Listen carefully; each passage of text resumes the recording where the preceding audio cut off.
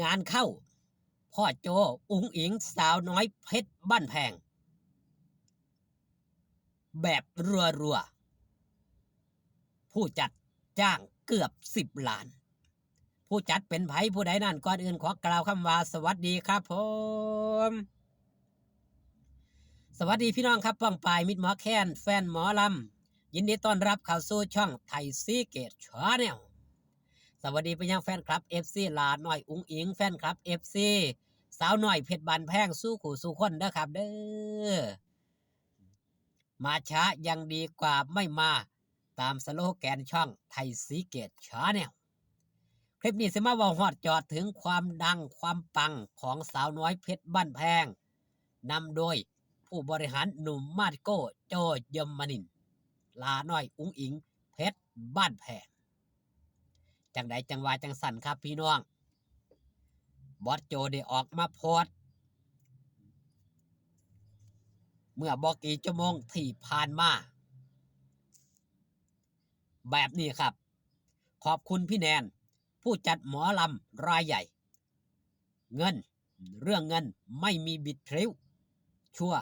มากๆมาจองคิวสาวน้อยเพชรบ้านแพง20คิว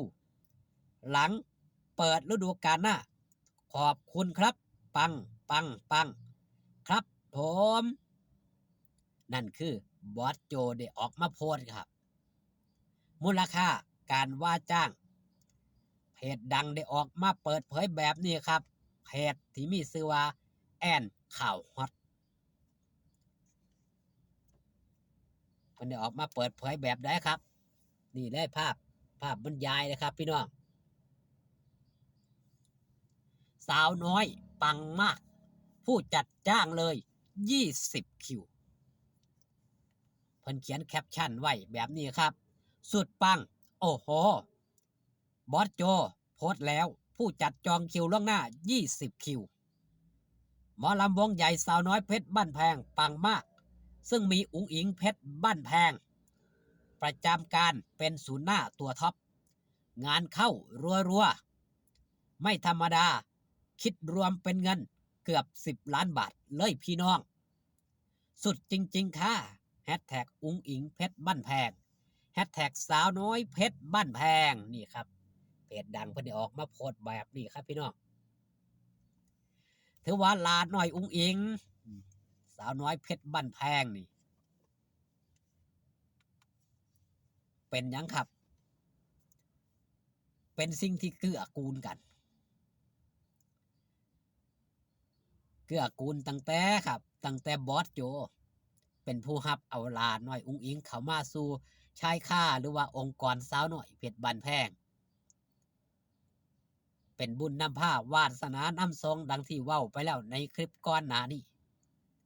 ความดังความปังของลาน้อยอุ๋งอิงนำพาให้คนหูจักสาวน้อยเพชรบ้านแพงหลายขึ้นสร้างซื้อสร้างเสียงให้กับสาวน้อยเพชรบ้านแพงจากการเป็นหมอลำระดับกลางๆให้โดดมาอยู่แถวหน้าของเมืองไทยมีผู้ติดตามทางแอปฟ้ามากที่สุดบ่ธรรมดาครับเด็กน้อยผู้หนึ่งเขามาสู่ชายคาหรือว่าเขามาสู่วงการหมอลำตลอดระยะเวลา3 ปีนำพาสิ่งดีๆเขามาสู่องค์กรสาวน้อยเพชรบ้านแพงมากมายสร้างชื่อสร้างเสียงให้กับวงสร้างชื่อสร้างเสียงให้กับตัวตนเจ้าของเองได้รับรางวัลต่างๆมากมายอย่างเช่นรางวัลคมชนึกอวอร์ดดาวรุ่งลูกทุ่งหญิงยอดเยี่ยมแห่งปีถือว่าลาหน่อยอุ๋งอิงเป็นบุคคล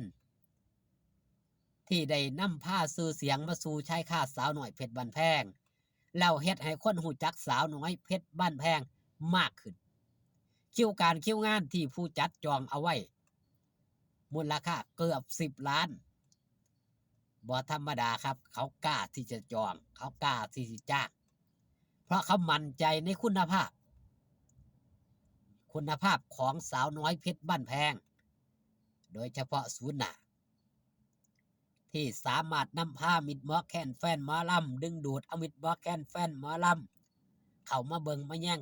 สาวน้อยเพชรบ้านแพงมากกว่า 70-80% มันหาได้ยากครับสำหรับศิลปินคนหนึ่งคนเดียวที่สิดึงแฟนคลับ FC มามากมายขนาดนี้จากผู้ติดตามสาวน้อยเพชรบ้านแพงก่อนหน้าลาน้อยอุ้งอิงเข้ามาหลังจากที่ลาน้อยอุ้งอิงเข้ามามีผู้ติดตามเพิ่มเติมขึ้นอีกเท่าตัวคนหูจักสาวน้อยเพชรบ้านแพงมากขึ้นเพราะลาน้อยอุ้งอิงเรื่องนี้ปฏิเสธบ่ได้ครับแม้แต่พ่อยุทธก็ยังได้เว้าไปสัมภาษณ์ผู้นั้นผู้นี้เขาก็ว่าหูจักสาวน้อยเพชรบ้านแพงย้อนลาน้อยอุ้งอิงหูจักสาวน้อยเพชรบ้านแพงย้อนคลิปเด้งถ้าคลิปลาน้อยอุ้งอิงบ่เด้งไปเขาก็บ่ฮู้จักนี่คือเรื่องเล่าน่าอัศจรรย์ของเด็กน้อยผู้หนึ่งนำพาความเฮงความดังความปังเข้ามาสู่องค์กรสาวน้อยเพชรบ้านแพงเป็นลูกสาวคนใหญ่ที่บอสโจยอมทุ่มทุนมากที่สุดสิ่งใดที่ลูกสาวต้องการบอสโจสอนุชไม่เคยขัดลาน้อยอุ้งอิงก็บ่เคยขัดแฟนคลับ FC เสกเช่นเดียวกันถึงแม้ว่าเจ็บว่าป่วยไข้ก็ตาม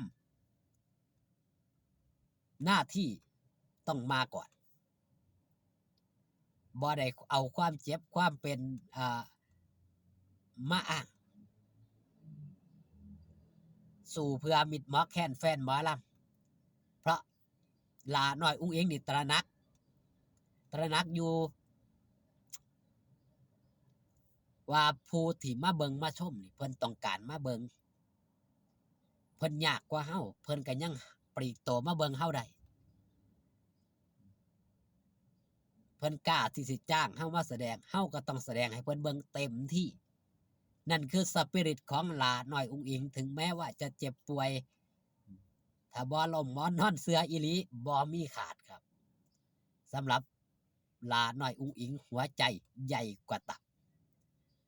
มื้อแรกอย่าลืมคิวงานสาวน้อยเพชรบ้านแพงครับเล่นอยู่ที่อำเภอลาศรีสลายจังหวัดศรีสะเกษไปให้กำลังแรงเชียร์แรงใจกันหลายๆเด้อครับเด้อศรีสะเกษเพชรบ้านแพงอยู่ดีมีแห้งครับเบิ่งแย่งสุขภาพความความหยังครับความที่สาวหน่อยเพชรบ้านแพงได้มีคิวงานคิวการจ้างถือว่าไม่ใช่เรื่องธรรมดาคลิปนี้ฝากตอนเอาไว้แต่เพียงสำนีพอกันคลิปหน้าสบายดีครับผม